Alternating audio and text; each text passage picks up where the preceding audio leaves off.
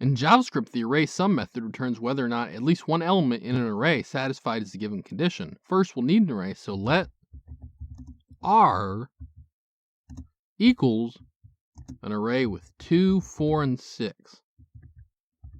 Next, we'll do let result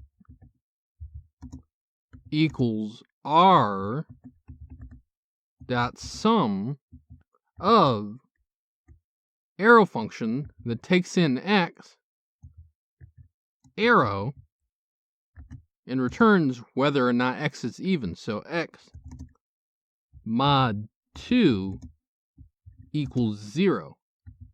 I have a video on arrow functions that I'll link to down below. For now, though, know that sum calls this arrow function on every element in the array. Each element gets passed into the function we provided, meaning an array element would correspond to the x argument. Sum returns true if at least one result of calling this function returns true, meaning at least one element is even in our case. If we console.log result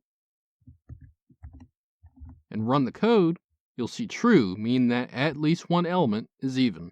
Next, we'll change the example slightly to have sum check if at least one element is positive, so we'll change the arrow function to check that x is greater than or equal to 0. If we run this code, we'll again see true, meaning that at least one element is greater than or equal to 0. In JavaScript, the arrayEvery method returns whether or not every element in an array satisfied is the given condition. First, we'll need an array, so let R equals an array with 2, 4, and 6.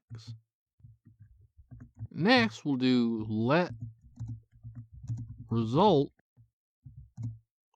equals R dot every of arrow function that takes in x arrow and returns whether or not x is even. So x mod 2 equals 0.